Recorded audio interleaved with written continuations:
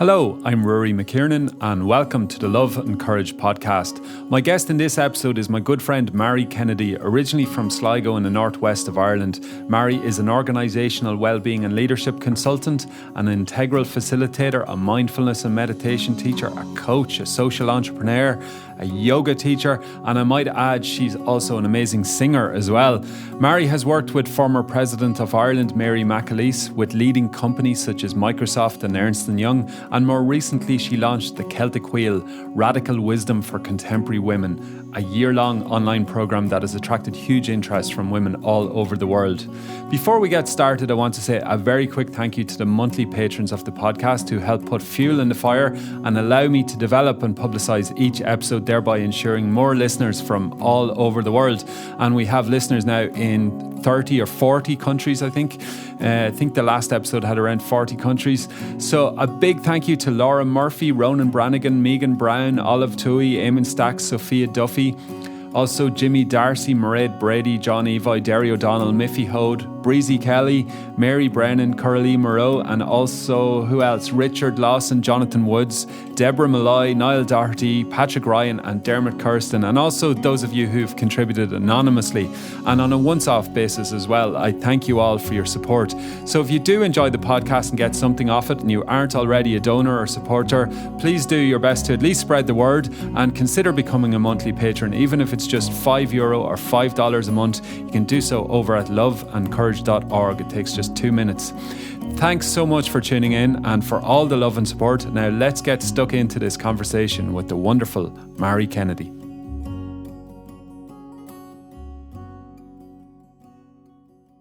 So Mary, I'd like to begin on one of, I don't know if it's your favourite topic or not, but it's one that comes to mind, is the topic of busyness and stress.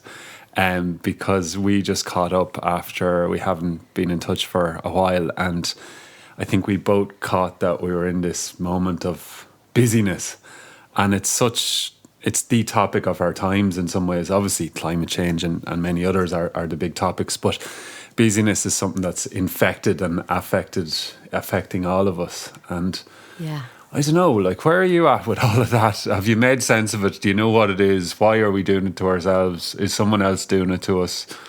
It's a constant question I have, because I constantly live with it. So it's an inquiry I hold probably daily, if I'm being conscious in my life. And when I'm not holding that question, the busyness has me, usually. So, where am I with it? I definitely have made sense of it purely through, my experience, because I got burned out in my late 30s.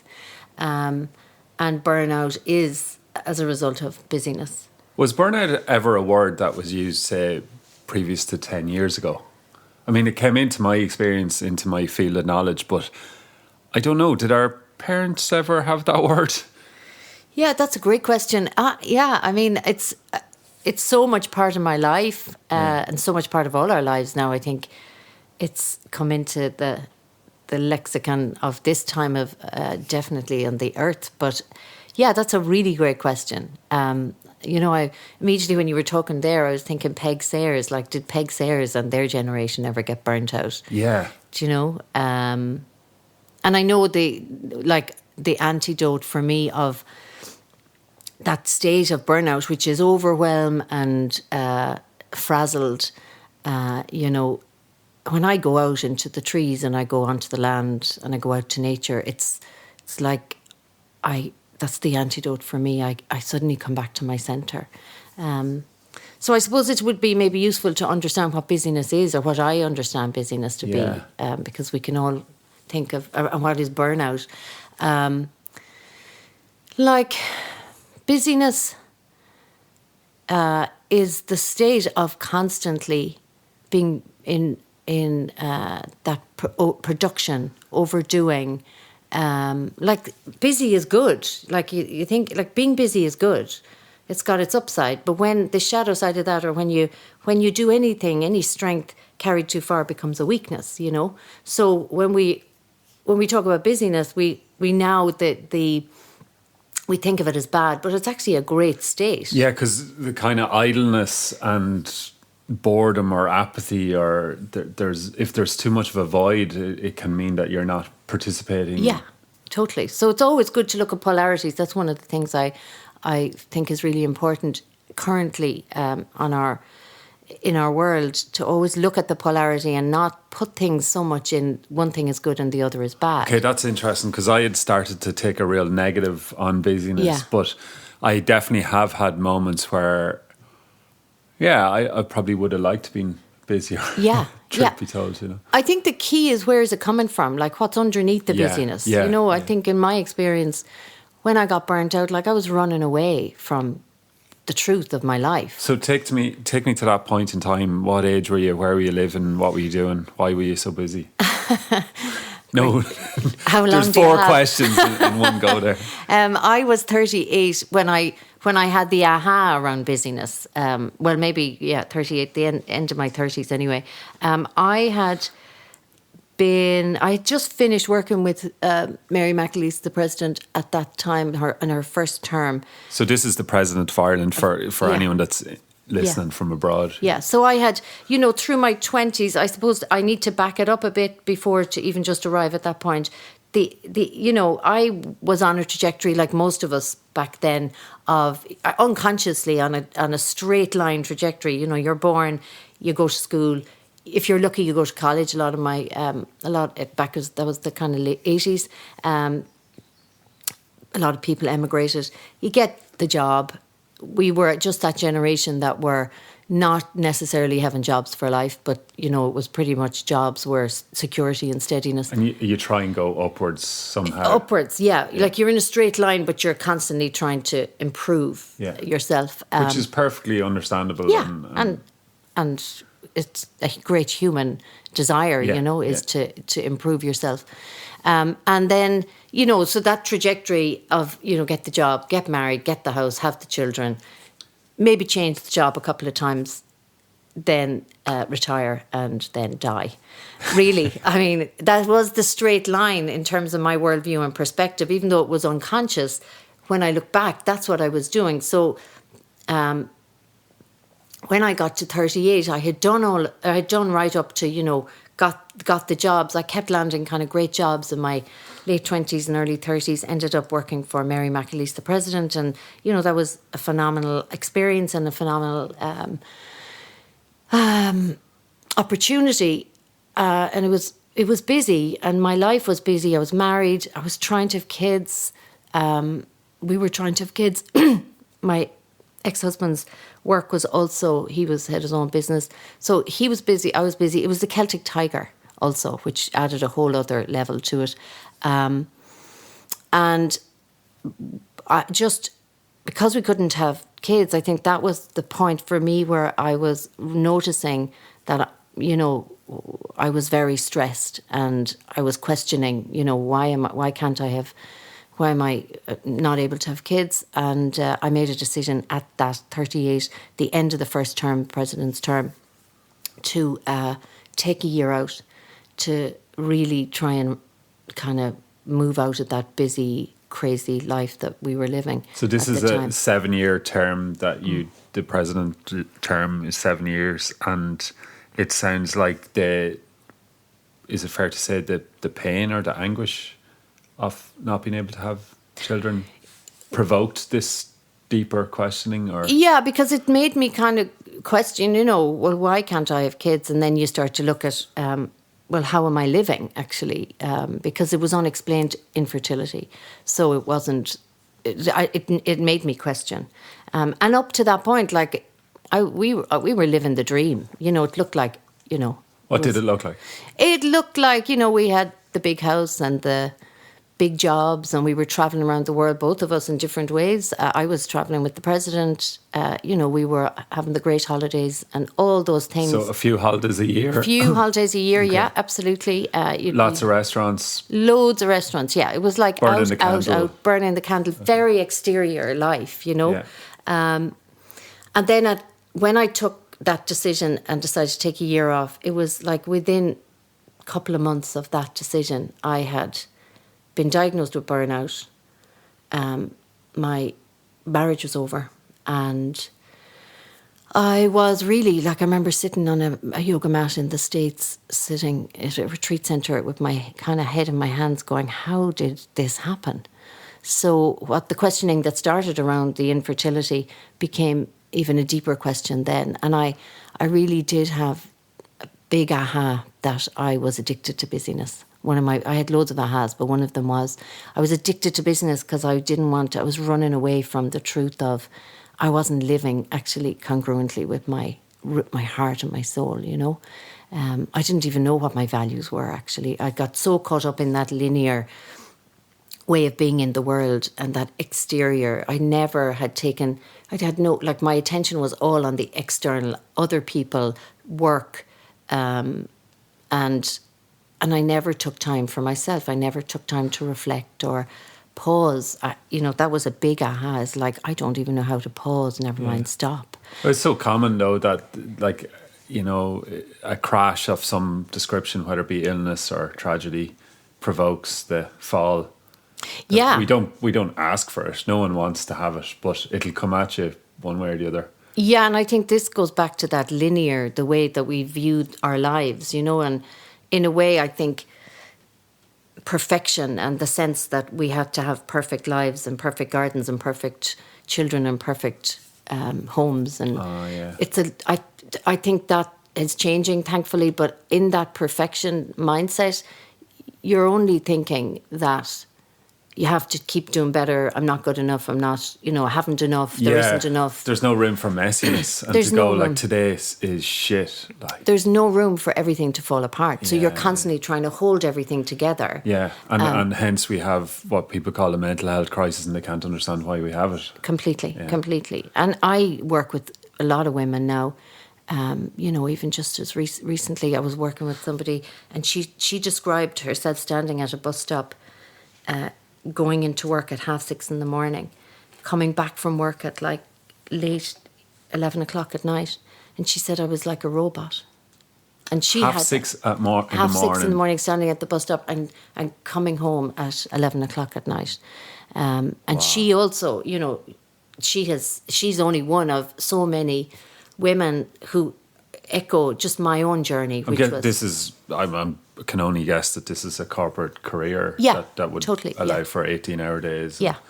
And she just was saying, because she was in a place of, in that autopilot of just drive, overdrive, which I know now from the work I do and from studying this whole area.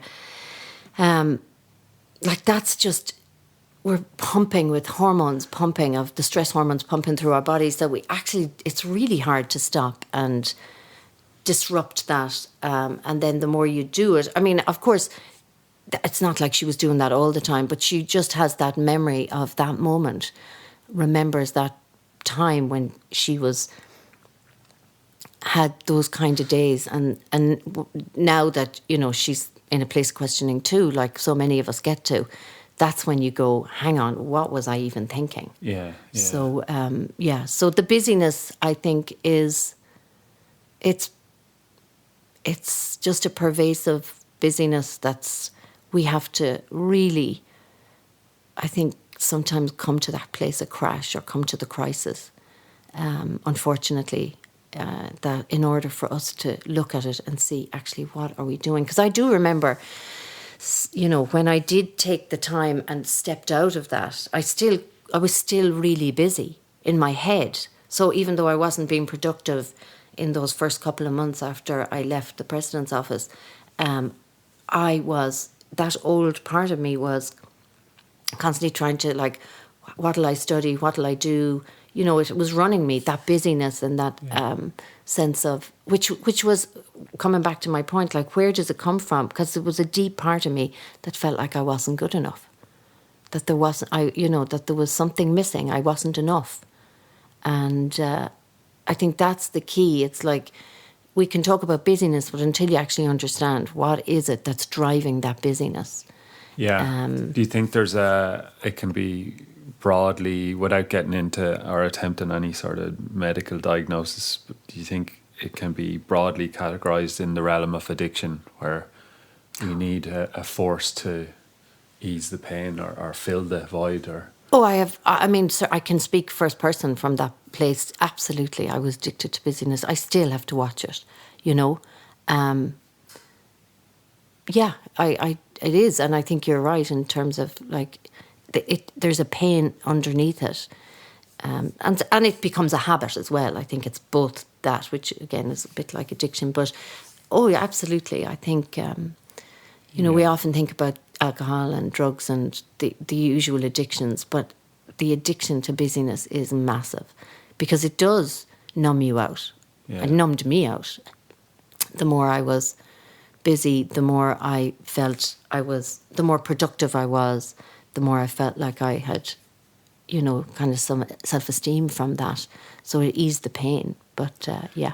Yeah, and I'm guessing that busy will always find recognition and endorsement from other busy allies in that, you get to kind of high-five each other along the journey in the same way that, it's self-reinforcing almost. Completely, yeah. And I think that's the culture in so many of the organisations, and that's why things are breaking down for so many organisations. And and politically as well. I mean, obviously a lot of the guests on this podcast would be involved in politics or community or social justice, but you can see how this internal realm of busyness, stress, breakdown, health informs the macro systemic kind of breakdown. On all levels. I mean, I'm reminded of, as you're talking there, of I can't remember who said it, but it's a great quote about that it's a violence, that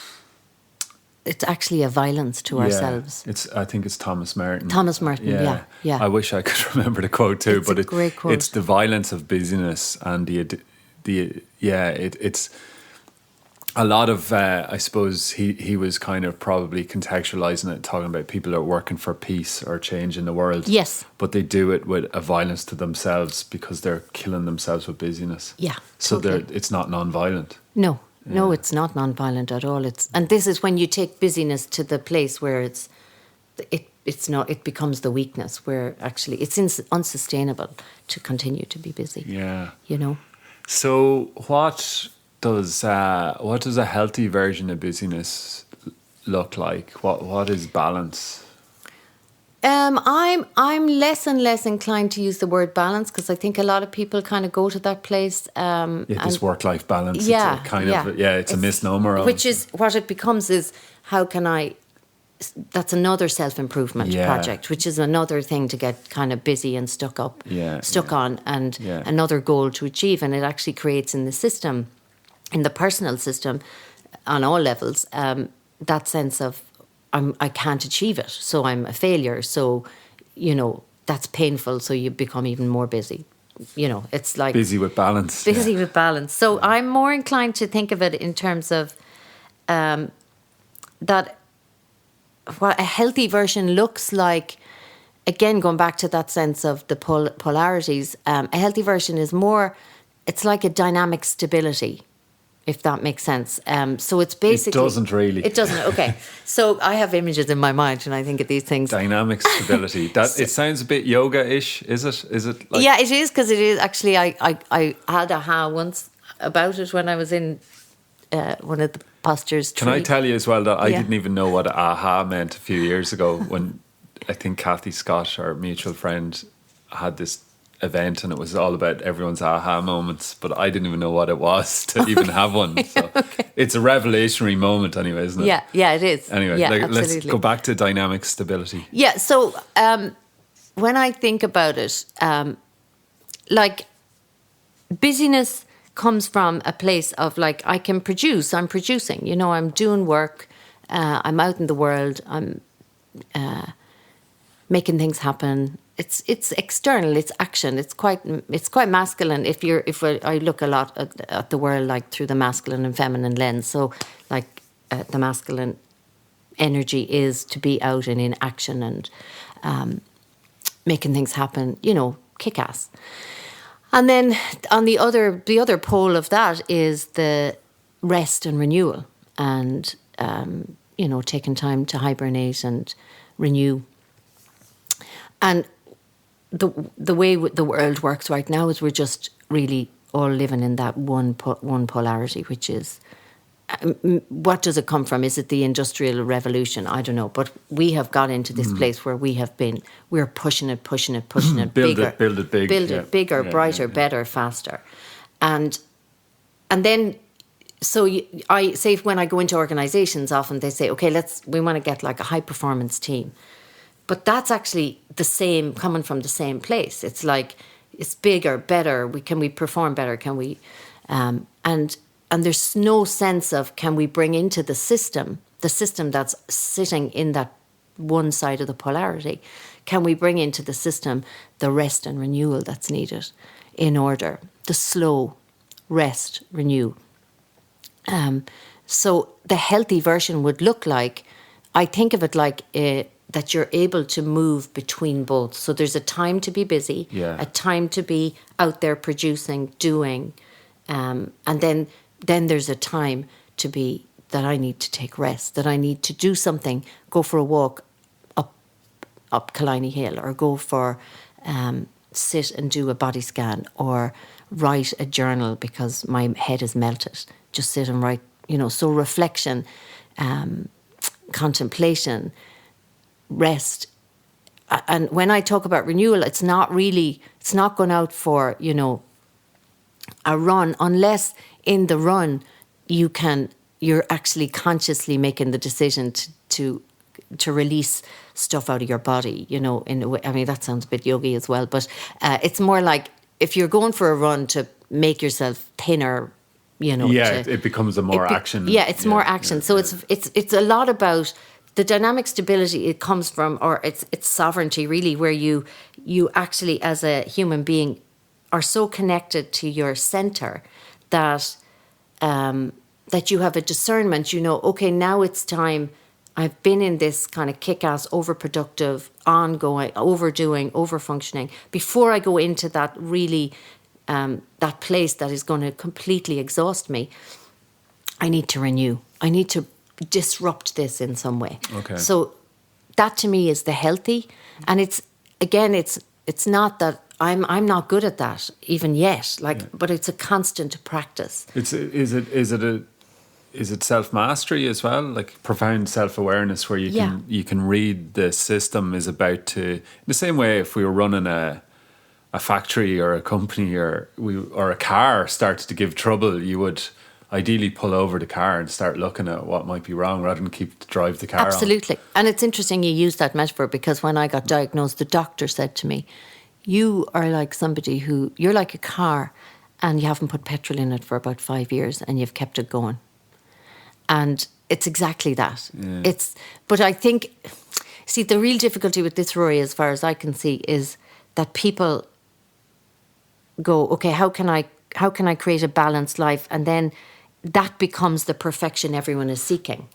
Yeah. If that makes sense. And it's like, it's about constantly, daily, just practicing, showing up, being conscious about, how am I? So to me, it takes a lot about going and being really connected to your interior. Yeah, so it's more process orientated versus Absolutely. a destination. Because what comes to mind for me this morning is, and we're recording this podcast in the morning time. I'd mentioned earlier that typically, for whatever reason, my conversations tend to be in the afternoon or evening, even though I actually am a morning person. But before we got going, I sort of told you that I had to go for a walk. And I hadn't envisaged that I'd need a walk. But in order to be fully attuned to having this chat, I recognised in my system that I needed fresh air. And thankfully there was sunshine outside as well. So it strikes me just that level of self-awareness that maybe I wouldn't have had a few years ago. Yeah. Absolutely. And it's that moment, as you said, that when you recognised, because that's the moment you catch yourself in the place that is actually going to deplete you ultimately, or mean that you're going to be going back into the autopilot. And instead you catch yourself and go, okay, what do I need now? And, again, it's a constant daily practice to do that for me. Yeah. But more and more, like I'm in the middle of a launch at the moment. And, all the the great strategy and wisdom of doing a launch is you need to be on it. It's an online launch, and you need to be go on it, out there on all the platforms, and I am refusing. I can't live like that. I just can't. So yeah, you're supposed to be putting an Instagram story up every hour. Every hour, blah, blah, blah. emails to everybody. But to me, that creates even more busyness, more noise in the system. That's the system itself. So how am I contributing to that? But also, what effect is that having on me? And the effect is that I get really overwhelmed. And I know things, when I get overwhelmed, I know that has great wisdom for me. When I have that feeling of overwhelm, which is like, I feel like I'm spinning, I'm not drinking enough water, my house is usually a bit chaotic and untidy. I usually the sleep starts to get interrupted. And when I notice those red flags, I go, okay, what needs to change here? And that's the practice. For me, that's what healthy looks like. It doesn't mean I don't go into the overwhelm. It doesn't mean I don't have days where I'm absolutely exhausted. But it means that I've learned how to pull myself, to interrupt that and to change just make the choice that is a healthier choice, really. That notion you spoke about when you came out of the presidency, that role, you mentioned you hadn't thought about it before. I think you said something like that. You hadn't thought about what trajectory you were on. You were just on a trajectory. What comes to mind in all of this is the notion of contemplation, which you mentioned already. Also, is that at what point are we encouraged from childhood onwards to contemplate anything other than, because it is like from 4 years old, you're at school. The objective is to get through the day, and then later on exams, and later on college and work. And where is it supported and encouraged to go sit in the corner and stare at the trees or the flowers? Yeah, I mean, that was one of the biggest ahas that I had. Come back to that word, aha. Keep thinking of Alan Partridge now, the comedian. Aha. Different aha. Different aha. But that aha struck me when I was training as a coach. I went, oh my God, I never questioned anything. I grew up in Sligo in the west of Ireland, in the 70s and 80s, and when I remember having that thought and thinking, Jesus, I never ever questioned anything. I just went with the status quo. Is that how we got socialized to become people who just don't think? And I think, again, there are two pieces to that. First, I was really shocked and angry about that. And then the other piece is, I know when I grew up, like my mother and father gave everything for us to be educated. And education is a privilege, and a privilege that, like, my father didn't go past national school. So I totally understand that. Again, there was a great value in that education, and I'm so much further along, or our generation are, but it came at a price. So I think the price is that we are educated out of our creativity and out of, like, I became this. This is where at 38 I realised I am living so far away from my own values because I lost who I was actually in that education model. Because you weren't, it's just this broadcast model of the teacher at the top telling you what you need to know. You need to, fill yourself up with this information, and then you need to regurgitate it, and that'll give you a job, and that'll give you a house, and that'll give you security, and that'll give you stability in your life. And that's the value was stability and security the whole time, that underneath it. Yeah, and I can see where there's credence in it, in that, food, shelter, survival is the game here, that we're all trying to stay alive. But at what level is it questioned? Does that equate to happiness in its entirety? I'm just kind of want to go back to your father for a minute, because you saying he left school perhaps at the age of 12 or thereabouts.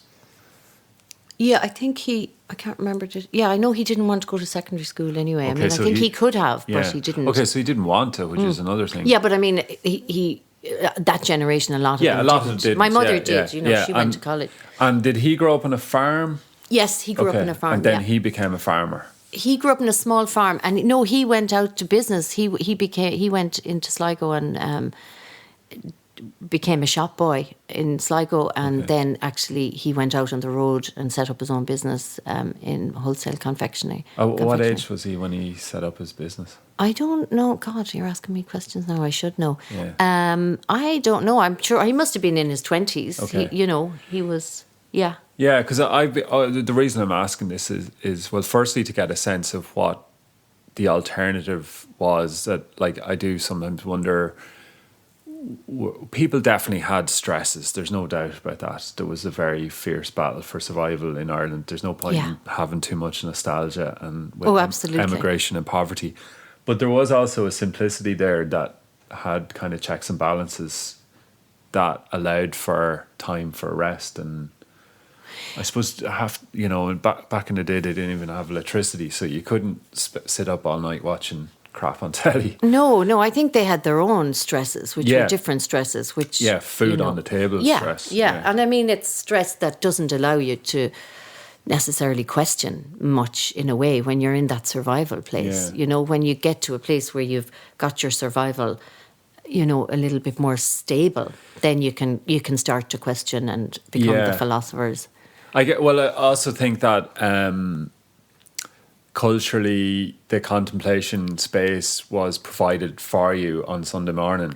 Yeah, but it's not contemplation. But it was put in that guise. But it was more broadcasting. It was that sense, that model of broadcasting to you. The bits that I recall liking at Mass, because most of us in Ireland grew up Catholic and going to Mass, not everyone obviously, but there'd be one bit where you were allowed to reflect on your thoughts and prayers and wishes or whatever it was, but it was literally 30 seconds. Yeah, exactly. If the priest decided to include it. Yeah.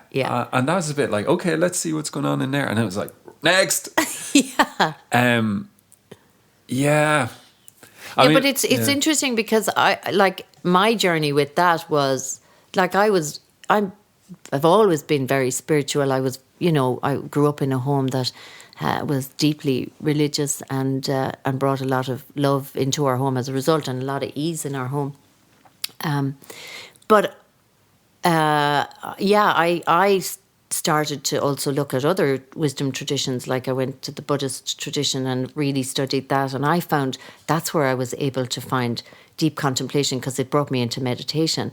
And I only realised that brought me back in a way to the Christian mystics and to only understand in my kind of late 40s that the Christian, and that there's even in the Catholic Church, there is a whole lineage of desert fathers and contemplatives that I didn't even know existed, because again, that to me felt really sad that I hadn't, that was not in our education, that was not in the religion that was handed down to me. There was no sense of go and sit in quiet, in emptiness, just sit still and go into your inside. It's, everything was, you learned this and you knew the commandments and you knew this was the way to live. There was no sense of an inner guidance from yourself or from your soul, and that was, again, another one of them has. That when things fall apart, as they did in my life, and when I started to question, all this amazing information and wisdom started to hit me. I'm just thinking of that idea that it was, you're talking about being broadcast to and things handed to you, but at what point, you also used the word sovereignty before, which is interesting, and it's this sense, like we talk about sovereign nations a lot, but we don't necessarily talk about sovereign individuals that are fully in their power, that know who they are. So it does strike me as, again, back to the political, that part of the dysfunction is we don't cultivate sovereign, fully empowered, fully aware individuals. We want the herd. Yeah. because it's easier to organise society and control society, but ultimately it's unhealthier and doesn't foster happiness, creativity, joy. Yeah, no, absolutely. And there, but I think that's where we have to go as humanity if we're going to survive this at all. We have to have that self-authoring capacity within ourselves that we discern. We are able to discern and take action in the world based on that. Because I think if you're truly sovereign, fundamentally, we become more altruistic and more pro-social, in our choices. Some people might say that path is riddled with dangers of reinforcing the cult of the individual, so that if we go looking too much to develop ourselves individually and find our own voice and our own joy and our own talents, that it's at the expense of the collective and the tribe, and you become... Yeah, I think that's a valid concern.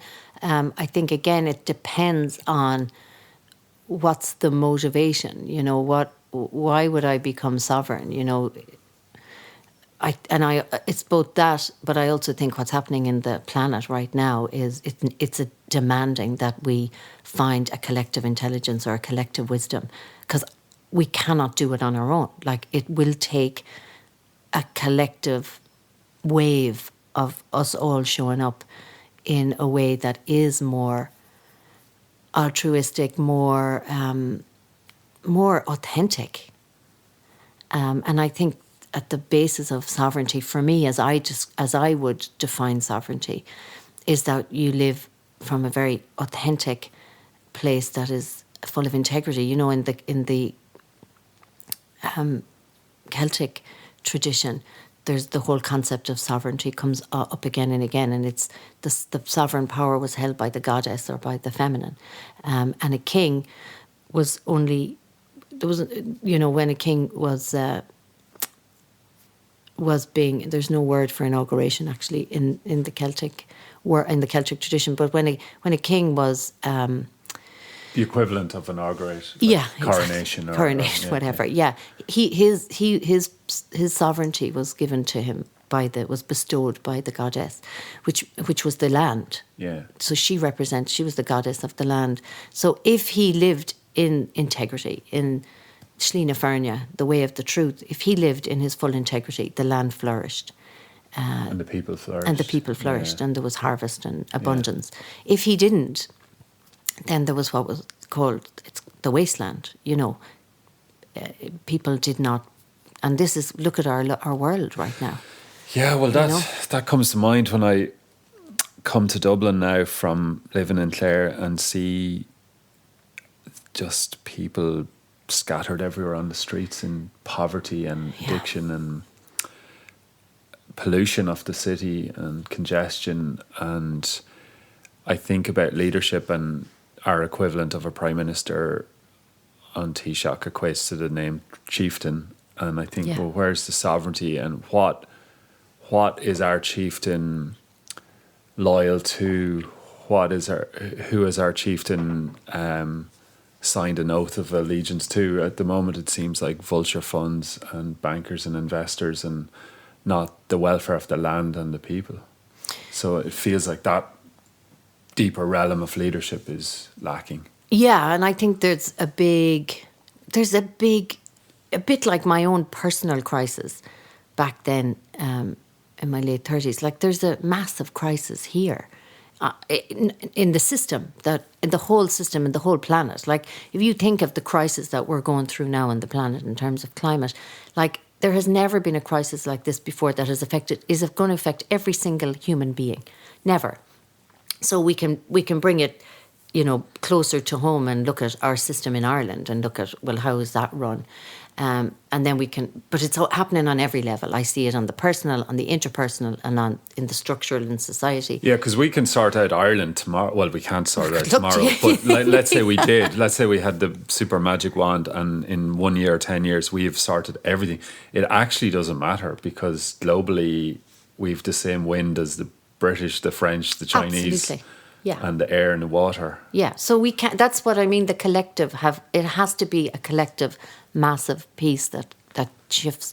And what I see as shifting is, and like a lot of people have that feeling and that anxiety of, we're going to be extinct. And yes, that is definitely a possibility, and it could be a high probability of that. But I refuse to hold that solely my worldview. I also believe that there's a huge amount of people connecting on this planet, and I know this because I'm doing it myself, connecting with other people that are just really looking towards creating that more collective wisdom and collective intelligence. And it's not magical thinking. This is like, I see that people want to live in a different way. Like even the housing is going to shift and change so massively. Like corporations and businesses, I work in organizations, like they are changing, and the demand on them is to change because it's coming from like this massive wave of stuff isn't working. There is a crisis. So just like me sitting on that yoga mat in the States going, how did I get like this? How did this happen? Everyone is starting to question. A lot of people are questioning, and some people are coming together, and there is something new building. There is a wave, and I really, that's the side of the street I stand on at the moment. Is I really believe something new is possible, where we will return to some of that ancient wisdom, like the warriorship and the living with integrity and living from a sovereign place. I really believe that is possible. And the other is possible too, which is we won't make it. But I know there's enough of I certainly, from my own experience, I love being in those conversations, and I'm in a lot of them in different places around the world with people who are coming up with new ways of living and being in the world and being together as human beings and putting humanity at the centre of that as a force for good.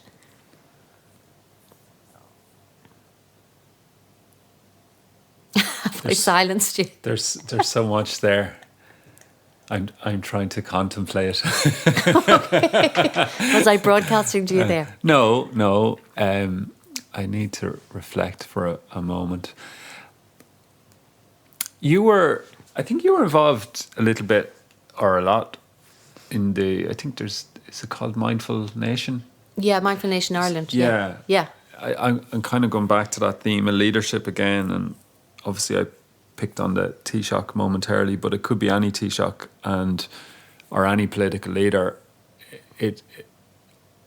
On the one hand, I'm pretty. I have very, very high expectations of anyone that holds public office because that's what they've signed up to do, serve the people and so on.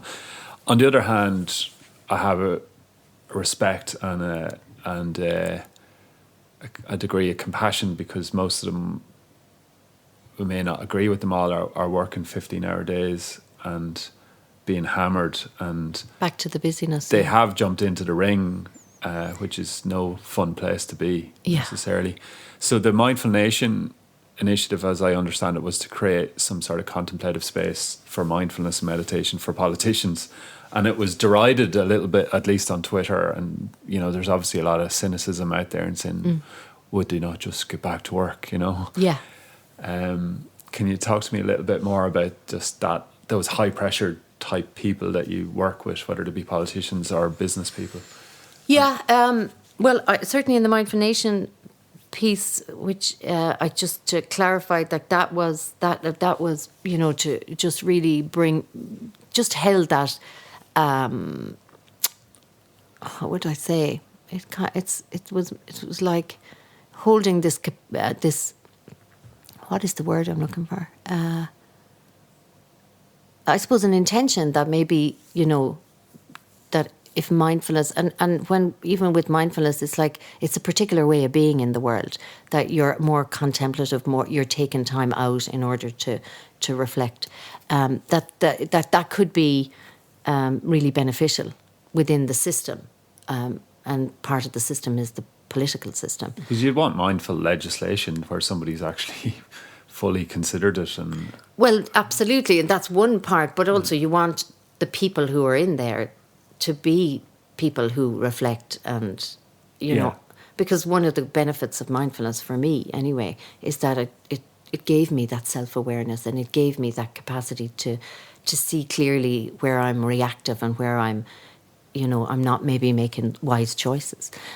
So if you could bring that into politics, and, you know, all of these initiatives are, if you look at a big system, like you're just trying to see if you can disrupt and change the system little by little. But going back to the bigger question around like working with, you know, high pressure power within those environments. Yeah, I mean, part of me, you know, when I had when I was in that place of questioning, a big part of me just kind of wanted to become the yoga teacher and go and kind of live in a tree in Thailand, and feel the ease of my life and not have any big stresses. But I realised in that moment, what really matters to me is the future of society and the future of the world. And so I came back into what I knew, because I knew what it was like to work in organisations. I knew what it was like to be in those high-powered places. And I thought, well, if I know what it's like, then at least I can go back in there and maybe bring a bit of humanity, because that is what I think is missing, so lacking in, or so missing in these places. So I suppose, I'm not sure if I'm answering your question, but like the way I think about it is the more we can bring humanity, like our full, messy humanness into these places, into our places of work, the more we can bring like our hearts and souls and our imperfections as well as our perfections, the more actually the greater force for good it is. Because if we can allow ourselves to not be so perfect, you know, a lot of these organisations, this has been the culture, is you go in and you dumb everything down, you know, you bring a piece of yourself into work and you leave a lot of yourself behind. Yeah. That's exhausting. Yeah, and it ultimately doesn't pay for, it might pay the bottom line in the short term because you extract everything you can from people. Yeah. But at the end of the day, you pay through attrition and absenteeism and productivity declines, and people start surfing the web or whatever it is. They're not fully signed up. They're not engaged. Like it shows on all the engagement surveys, like that people are not engaged in work. It's bad business to ignore human needs. Yeah. But also it brings, like I have seen, the more that you can create, like a leader for me is someone who creates the conditions where people can bring, you know, this word now that everyone uses, their whole selves to work. But I mean that in a, like, I don't say that lightly, bring your whole self to work. It's messy, it's not straight lines again, but actually what it does, it creates a lot of deep trust. And that, again, that I go back to that dynamic stability where, you know, you can be in a team and you're not trying to have this team that are trusting each other 100%. You have a team that know that sometimes I'm not going to trust you, but actually I know how to come back to my centre. I know how we can come back to trust. So I don't know if that makes sense, but it's a much more resilient way of being in the world, rather than saying, okay, we need to create a high performance team who are 100%, we trust each other 100% all the time, because that is not human. Okay. So bringing humanity in allows for the fact that there are days I'm going to come in and I'm going to have a hard time trusting you, because maybe you did something or you pressed a button in me, but that team know how to come together and presence that or speak it without fear. Like that's what a lot of people call psychological safety, you know, in these organisations. But that is, to me, that's a real high performance team that are, well, I'm kind of loath to say anti-fragile, but because I think you have to be fragile in order to be, and anti-fragile in order to be actually really strong. You need to have both. So I don't know whether I'm gone off on one now here. Well, it strikes me that this is a whole nother, we could do a whole podcast on just this whole realm of contemporary leadership. And I keep thinking term ethical leadership as well. What does that look like, and do we celebrate ethical leadership? And but yeah, I don't want to go down that path too far. I do want to return. You talked about the words masculine and feminine earlier on, and obviously a lot of people will associate them with genders and say, well, so you're saying that men are action oriented and women are not, and we all know that that's not always the way it is in the world. So can you kind of expand upon that a little bit as to what you actually mean by masculine energies versus genders? And it's again another podcast. Can you briefly sum up? We're opening up a big can here, and because it is, there's no point denying it. It's a very current and dominant theme. Yeah, it is, and for me, it helps me make sense of the world when I look through those two lenses, or through say a lens that when I look at the world and when I'm in the world, I can identify, oh, this is masculine, this is feminine. So let me quickly, or as clearly as I can in a short time, try and explain. So it's beyond gender. In each one of us, as every human has masculine aspects and feminine aspects. They're energies within us, if you want, or ways of being. And what's happened in the world, and again, it's a word I don't really like, patriarchy, but you know what, the society that we live in has been very patriarchal, which means it has been much more masculine dominated, which means, so the masculine would be, you know, that part of us that know how to get up in the morning, do things, get things done, build things. Yeah. It's like we penetrate the world. It's that kind of energy. So you're out in the world. It's very exterior. It's very, you know, agency, focus. That's very much the masculine. And then the feminine is more of, the masculine is also quite fast and straight lines, and, you know, it really gets things done. It's an amazing energy to get things done. And that part of me that knows how to do that knows how to be to get a launch done. I have to bring a lot of masculine energy. Ultimately, we need it. Very much so, yeah. And we produce when we're doing that. The feminine energy is much more slow and receptive, and can deal with kind of the part of us that can be in chaos and not need to know, can be with the uncertainty. Like the masculine's very clear, the feminine is much more uncertain. The feminine is softer. There's a softness, a more kind of feeling of relational. The feminine part of us relates really well, like it's very relational. It really cares deeply. The masculine can be more impersonal. It's not good or bad. That's sometimes great. You can play the long game. Yeah, so the dominant culture now would be very much over masculine, you know. And that's why the feminine values and the feminine are really needed. Not to swing over to that, but actually to integrate them so that we can live much more fully and much wiser way of being in the world, is when you have both online within yourself. You know, you've got your feminine and your masculine. And again, you're just making choices, knowing this is at the moment. Like even in a leadership, the command and control is very masculine. Yeah. And then the very collaborative leadership. But what a really great leader knows how to do both and knows how to discern when each is needed. Yeah. So a great leader will have developed great relationships with their people, and so much so that when he or she decides to go, okay, we need to do this, I need you to support me, they will support him because they have deep trust, because he's a collaborative leader as well as someone who knows how to just say, we need to go in this direction right now.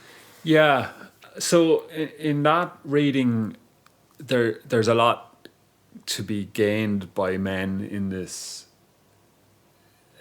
way, in that, it's not like a rising or a decline of the masculine energy in the world is not, men don't necessarily lose from that, because even I know from my own work in the area of mental health and suicide prevention that men are suffering because of this over focus. So absolutely, to allow for a softness can help us both, and allow for women to take charge more as well. Yeah, it's exactly. It's not just a softness. It's like it's working from your deep inner authority and your deep integrity, and intuition is very feminine, and that and also just that capacity to not to have days where you don't know what you're doing. That's a deep relief for a lot of men, and to be allowed to feel like that sometimes,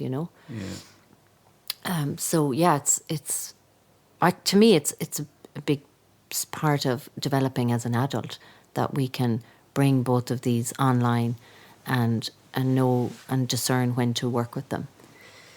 And so we're less socialized, because the socialized mind is that mind that is very much more caught up in what other people think, and we've been socialized into that over masculine overproduction and back into that busyness, and it's time to move towards that more self-authoring mind, which is this is who I am, this is what my purpose is, this is what means this is what matters to me, and I will use both my capacity to contemplate and be in the not knowing, as well as my capacity to produce and be very clear and make things happen. Can you talk to me about your current work? Obviously, you do lots of things. You do consultancy and organizational development and meditation, yoga, and a whole range of things. But you've recently entered the whole world of online training, development, connection, community building. Not recently necessarily. You've been doing it for well over a year now. But it seems to be a convergence of so many of your skills and experiences of business development, but spiritual wisdom, tradition. And obviously you've made a decision to focus specifically more on women for this particular offering for the Celtic Wheel, as you call it. Yeah, this has been a great joy in my life, I have to say. And as you say, it's like this body of work that has come from. It includes an awful lot of what, I have studied and explored in the last 15 years or so. But basically, I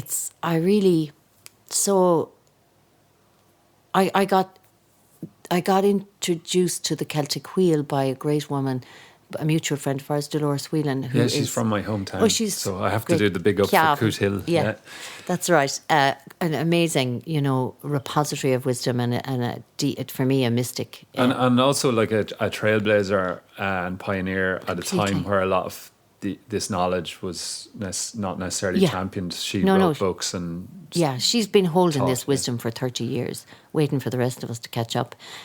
So she was such a big influence on me, and part of her teaching was around the Celtic Wheel, and when I got that, or when it came into my life, I started to work with it, and it really started to change my life and change how I was living. So what is it to the lay man or woman? Good point. What are we talking about, Celtic Wheels? So the Celtic Wheel was basically a calendar of the year that was left from our Celtic and pre-Celtic ancestors, from as much as we can know. But there is this wheel, which is 8 seasons and 8 festivals, the Celtic festivals. And if you take that as a map and apply it to your life, you start to learn how to live and inhabit different seasons in your life. And the seasons equate to times in your life. So say, for instance, Samhain is the moment when of darkness, when in your life you might hit a darkness, you might, like I did at 38, at the end of my 30s, that was a real Samhain time for me. And when I started to work with the wheel, I started to make sense of a lot of those dark times for me. And one of the things that I often say is when I remember the wisdom of one piece of wisdom was everything for the Celts started in the darkness. It meant that actually it's not the end, it's actually the beginning. Okay, and that the image of seeds germinating under the soil comes to mind there. Exactly, yeah. And you don't even see what's growing. Yeah. Exactly. And that even before that, like that happens at Imbolc, which is the springtime. But before that, you have to go into the void of there's nothing. Yeah. There is nothing. And that's where a lot of us are afraid to go. And we run like hell away from that. We run. We want to be in spring, So I did. Can you relate that to, like those crashes or breakdowns or depressions, if you like, can be moments of possibility versus moments of despair? I would say there are always moments of possibility. Well, but they're not always embraced as such. Of course, because again, that dominant culture doesn't embrace darkness or doesn't embrace... The tendency is to medicate or otherwise, and not to judge any of that. But and it's that sense of, it's shameful to not have it together, to have a failure. Like a failure is a real Samhain moment. Like it's shameful. So we hide away and we try and cover it up instead of actually letting it work us. So that was that's how the Celtic Wheel started to really help me.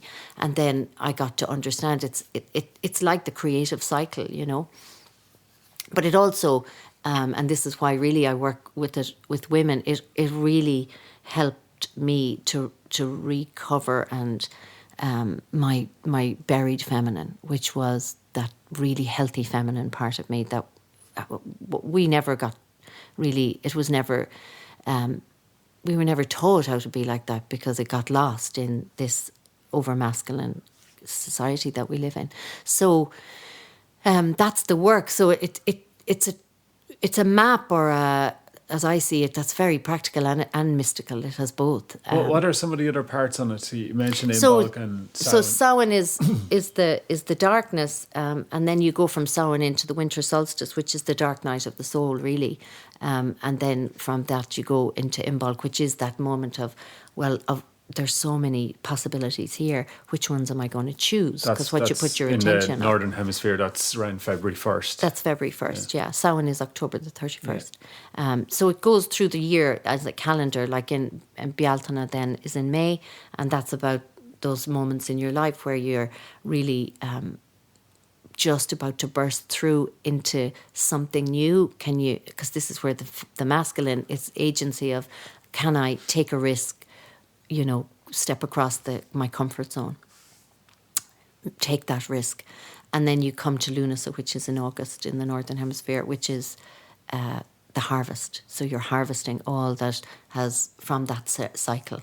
And so it's a calendar, you work with it as a calendar, obviously, because it's all based on the natural world around us, which again brings us into connection with that.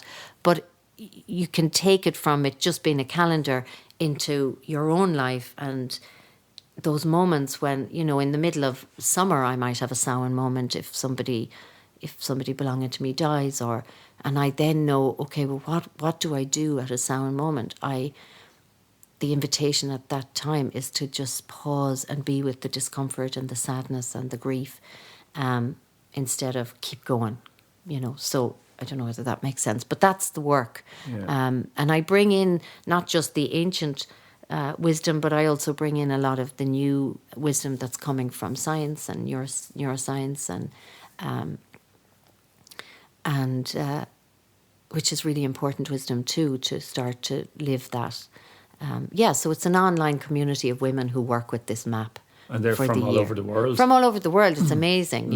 It's phenomenal because it's so inspiring for me, because it's through this I have got to meet women from like all corners of the world and the planet who are doing amazing work, who are true wisdom keepers in their own way. So you're kind of reinforcing each other and energizing each other. And sitting in virtual circle really is, what we're doing, but in a very practical way. Yeah. It's bringing the new and the old together, and it has a power in itself in terms of our own collective wisdom as we come together as women. there's a great emboldening that comes. And so this is almost like convergence of what our ancestors used to be more aware of, the cycles of nature, the cycles of time from a less linear space, and now you've put it into contemporary frame and you're using technology. Yeah, so it's not like the modern world isn't bad. No, the not modern at world all. There's amazing things, but you're bringing them both together. Yeah, and I mean in integral theory, which is a Ken Wilber's work, they talk about, as we evolve, we transcend and include different stages of development.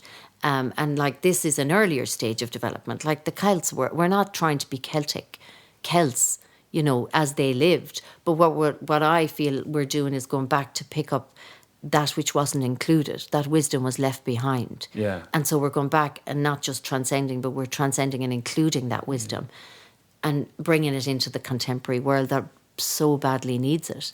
But not to the point where we're trying... I'm not interested in trying to become a Celt. I'm more interested in bringing the Celtic wisdom. Okay, so we're not going to see you walking around with axes and spears. No, you won't. Exactly. Exactly. That's what I mean. Exactly. So I'm a Celt in my soul. Yeah.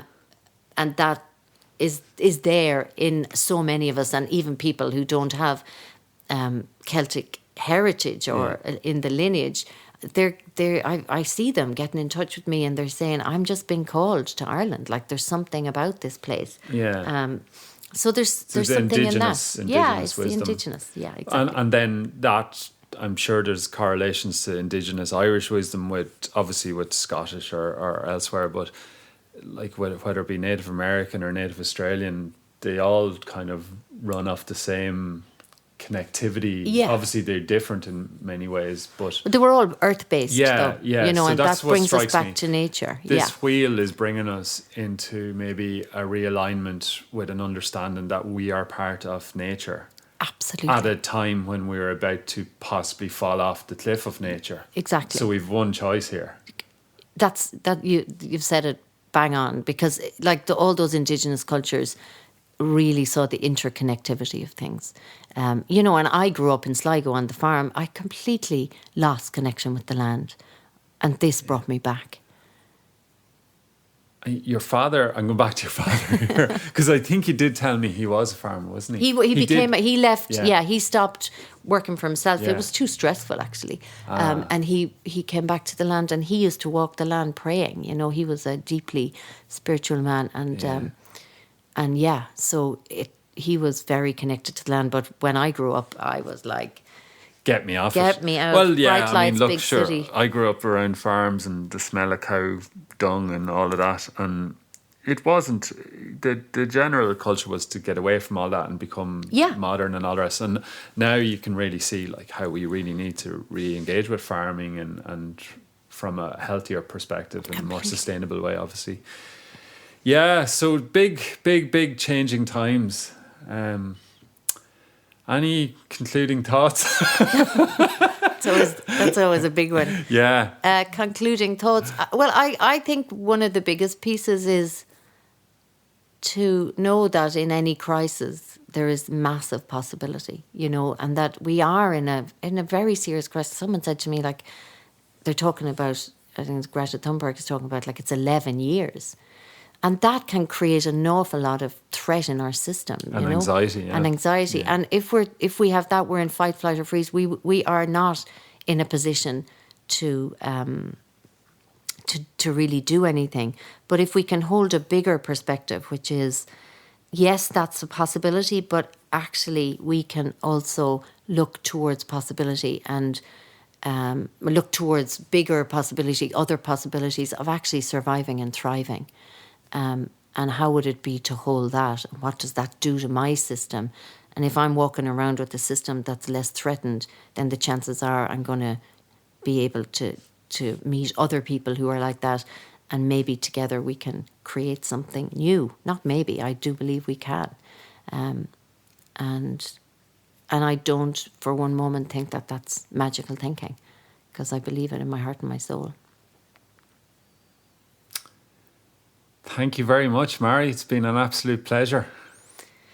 Likewise, Rory. Great to sit down with you and have this deep conversation. I was going to say onwards and upwards, but that's too linear, isn't it?